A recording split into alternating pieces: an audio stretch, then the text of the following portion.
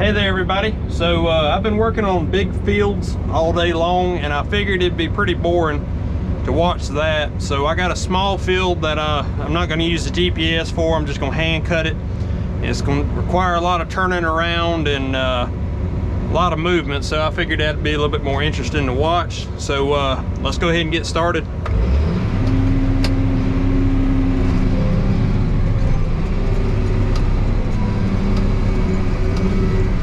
So for this, I want to be in about 11th gear.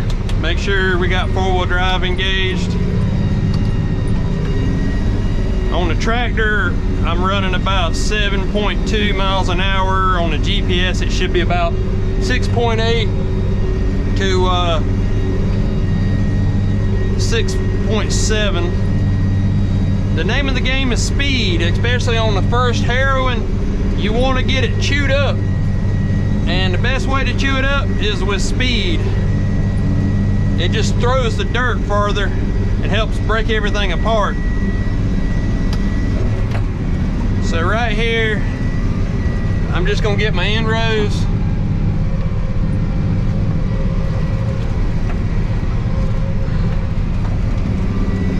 So it's not so rough on me running up and down the field like that. I hope the sun doesn't bother y'all. Trying to get finished up before it gets too dark. Which this tractor's got many lights on it, but I got a house right there, so if I can get this field finished and hop on the other one away from the house, then I can cut my lights on.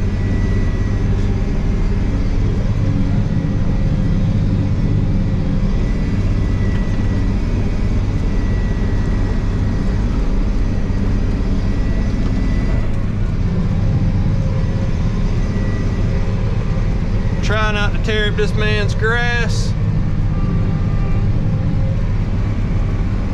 Swing it around and drop the harrows.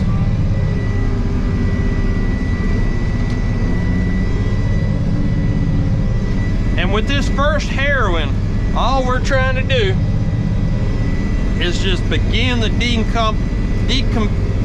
wow. We're just basically just trying to break the crop up so it'll start to decompose. We're trying to begin decomposition. There we go. It's not gonna look pretty. Stuff's gonna start to clump together.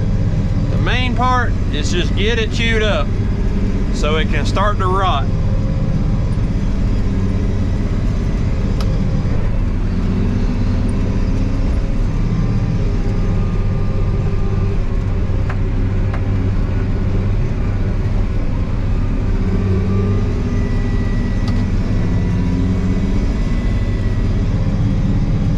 Like I said, I'm just doing this completely by hand right now.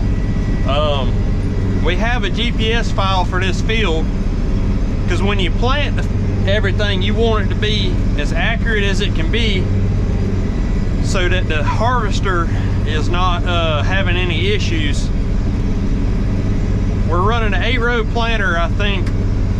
So the problem is, if you get 8 rows and then another 8 rows, but those 8 rows are too close together, the picker's gonna miss a row. And if it's missing a row, then you're losing money. So the idea is to make sure that the harvester, when it comes through, it can grab everything that you plant.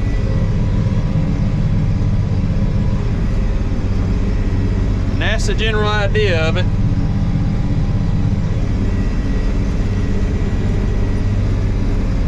And at least in our area, we have a lot of small fields like these that you see. It's not like we're out in the Midwest where they've got, 2,000 acre fields or whatever.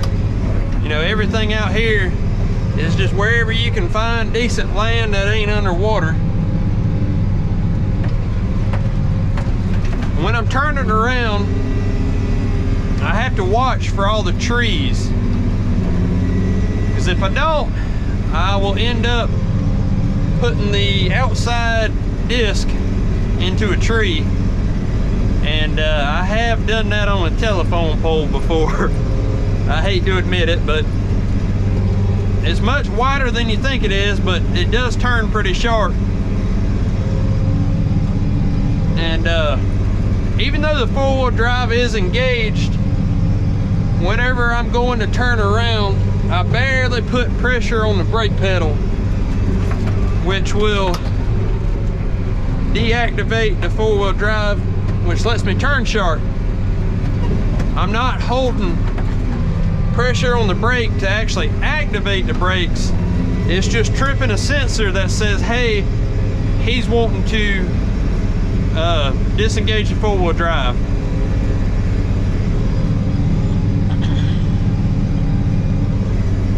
As you can see, it looks terrible, but it's just a concept. The concept is you want to start to chewing the material up so it can rot. It's not going to look pretty on the first harrowing. It's just not going to. Especially as trashy as it is around here. You get a lot of weeds and stuff. So we're going to back up.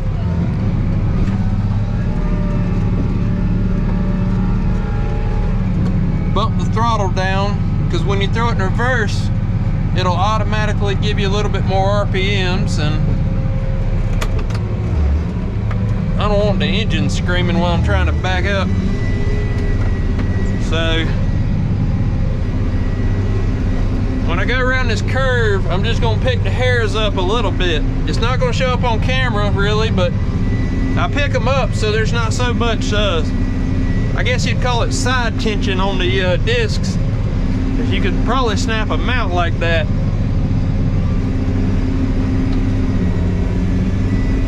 So you leave the disc on the ground just enough to try to disturb the dirt when you're turning sharp like that. At least that's the way I do it. I could be doing it wrong.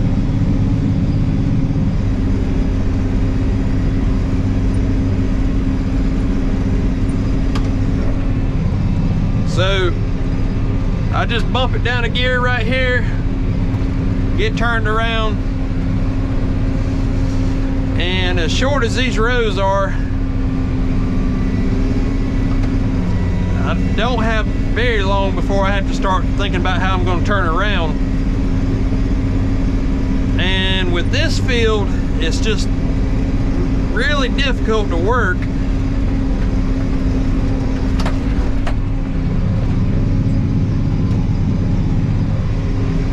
So I'm gonna run out here,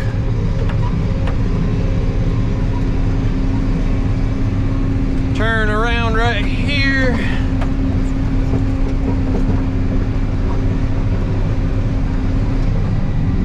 drop the harrows and let them work their magic. When you first start running one of these tractors with a big set of harrows, it's very intimidating, because you think you're going to hit everything that you're trying to avoid. Because at the end of the day, that's 26 foot wide, plus maybe another foot or two on each side for the cleanup discs. I call them cleanup discs. They're supposed to help tie everything together from the front discs. Front discs are going to throw dirt out, and that far rear one is supposed to help fill in the trench that front disc digs. So there's really no good way to get all this without running over all this again. And you could say that, you know, I should get this done first, then work on that, but then I'd be running over the rows and it'd be real rough. So I'd rather run over that and compact it a little bit than to beat the tractor up running over the rows, because all this corn is put up on beds, and the reason we put it up on beds, or at least the reason we put pine trees up on beds, is to keep the plant from drowning, because down here in the south we get a lot of rain, and it will easily flood and kill whatever you are trying to plant.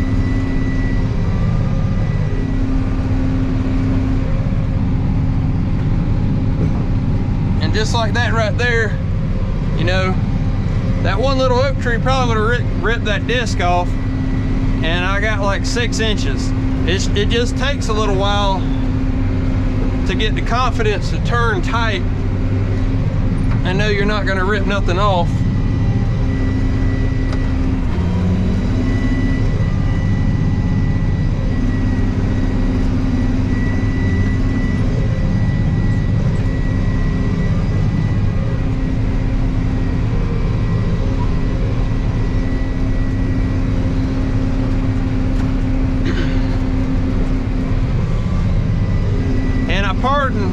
I apologize if you know, I say the wrong words or something. I'm very tired at this point, and I've been going at it most of the day,